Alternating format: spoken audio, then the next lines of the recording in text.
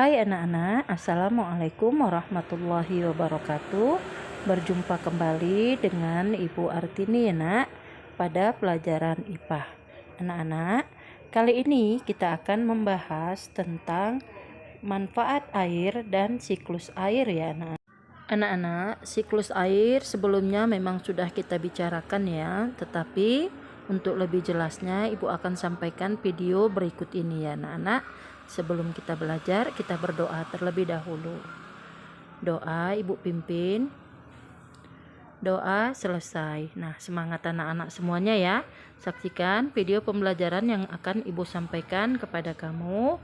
Simak baik-baik sampai selesai agar kamu tahu apa yang ditugaskan untuk kamu bekerja. Selamat anak-anak, semangat. Kita akan mulai mempelajari tema baru, yaitu tema 8, lingkungan sahabat kita. Subtema 1, manusia dan lingkungan. Fokus materi kali ini adalah tentang mata pelajaran ilmu pengetahuan alam. Tujuan pembelajaran kita pada video kali ini antara lain, yang pertama, dapat mengenal pentingnya air bagi kelangsungan makhluk hidup. Yang kedua, dapat menjelaskan terjadinya siklus air. Dan yang ketiga, dapat menjelaskan keberadaan air di permukaan bumi. Air merupakan salah satu sumber daya alam yang memiliki banyak manfaat bagi makhluk hidup.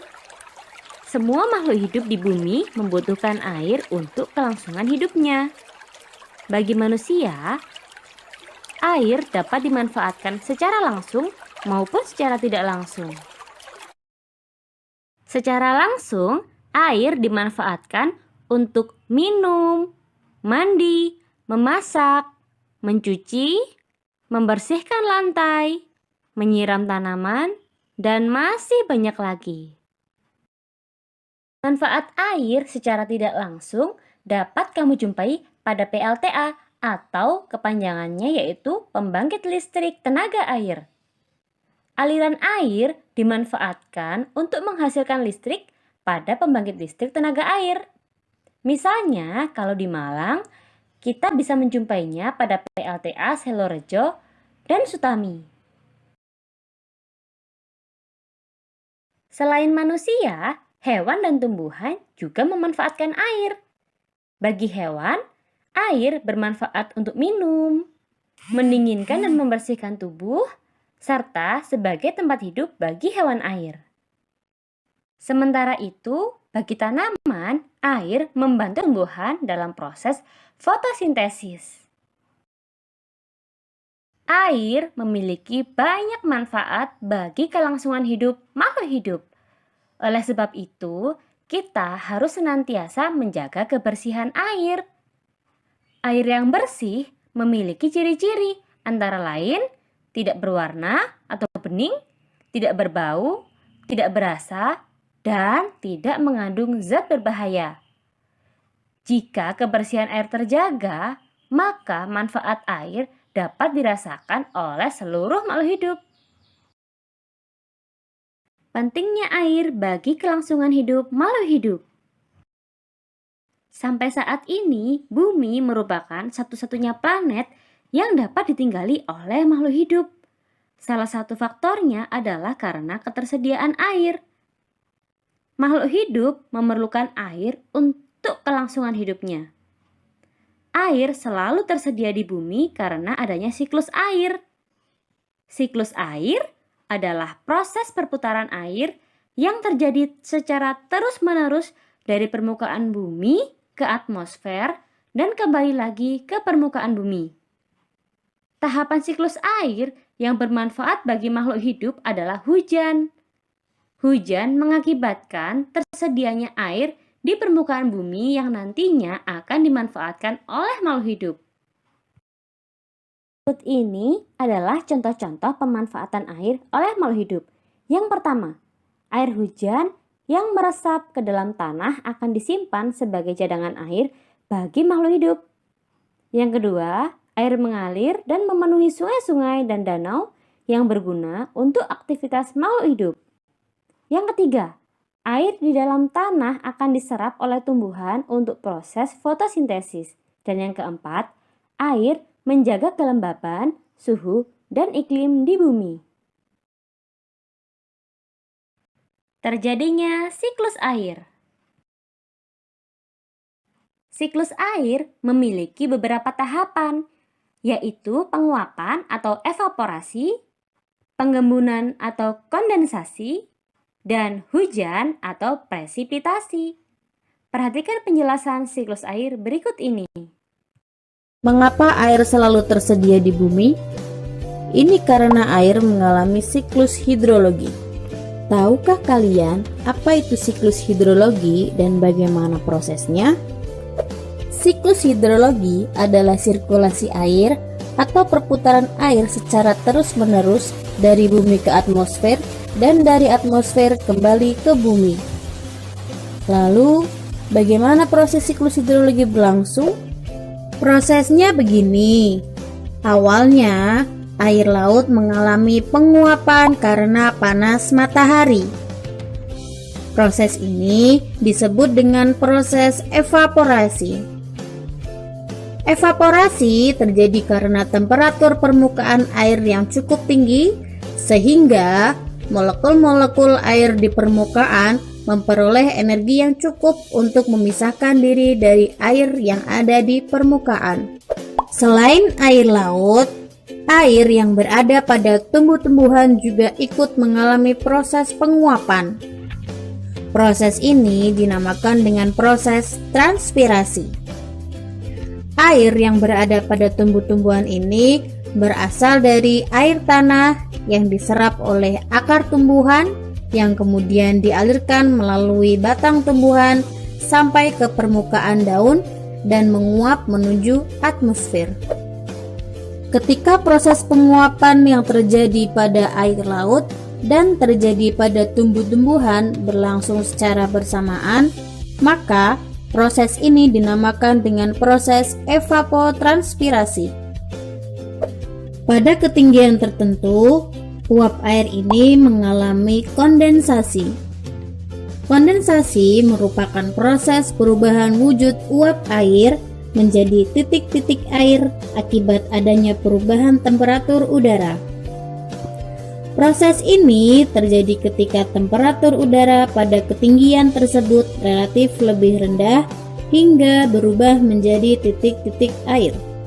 Lalu, kumpulan titik-titik air ini membentuk sebuah awan. Dan kemudian, awan tersebut berubah wujud dari uap air di atmosfer menjadi curahan atau jatuhnya air ke permukaan bumi, atau biasa kita kenal dengan hujan.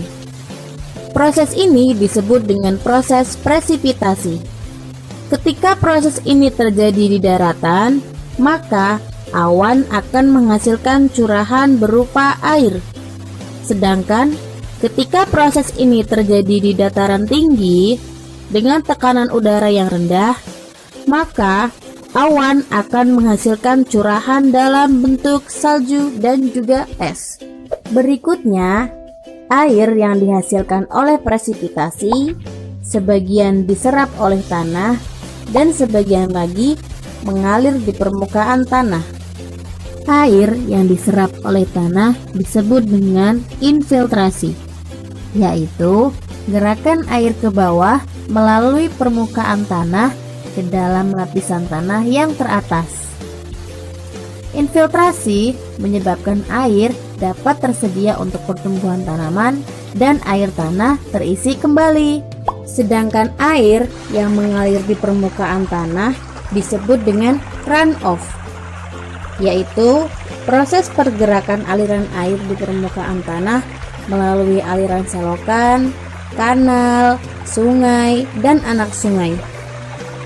Umumnya, runoff terjadi karena air yang mengalir tidak dapat diserap lagi oleh tumbuhan dan tanah. Air yang mengalir melalui aliran permukaan itu pun menuju ke laut. Siklus ini terjadi berulang-ulang. Makanya, air terus tersedia di bumi. Keberadaan air di permukaan bumi. Adanya siklus air mempengaruhi peristiwa di bumi dan kelangsungan hidup makhluk hidup. Siklus air menyediakan air yang dibutuhkan oleh makhluk hidup. Hujan turun membasahi permukaan bumi. Di daratan, air hujan dapat langsung mengalir ke sungai atau danau, dan ada juga yang diserap oleh tanah. Proses penyerapan air ke dalam tanah dinamakan infiltrasi. Sungai merupakan sumber air yang banyak dimanfaatkan oleh makhluk hidup. Sungai terbentang dari hulu hingga hilir. Hulu merupakan bagian awal terbentuknya sungai, sedangkan hilir merupakan bagian akhir sungai yang terletak berdekatan dengan laut. Sungai mendapatkan air dari mata air, aliran air dalam tanah, dan aktivitas masyarakat. Sungai dimanfaatkan oleh manusia untuk berbagai aktivitas seperti olahraga, sarana transportasi, irigasi sawah, aktivitas rumah tangga, dan lain sebagainya. Pada hari yang terik, panas matahari mengakibatkan air sungai menguap. Hal ini berdampak pada berkurangnya persediaan air sungai, terlebih saat musim kemarau. Jumlah air yang menguap jauh lebih banyak sehingga mengakibatkan beberapa daratan mengalami kekeringan. Oleh karena itu, kita harus menghemat persediaan air. Contoh pemanfaatan sungai adalah sebagai berikut.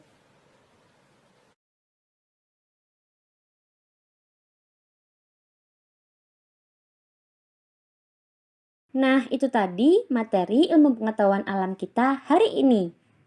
Setelah kalian menyimak materi dengan seksama, berikutnya tugas kalian adalah mengerjakan soal-soal berikut ini. Silakan kalian kerjakan di buku tulis IPA-mu. Jangan lupa pertanyaannya ditulis serta jawabannya harus diberi tanda dengan stabilo atau pulpen warna-warni. Selamat mengerjakan, ditunggu ya laporannya. Tulislah dengan tulisan yang sangat rapi. Dadah!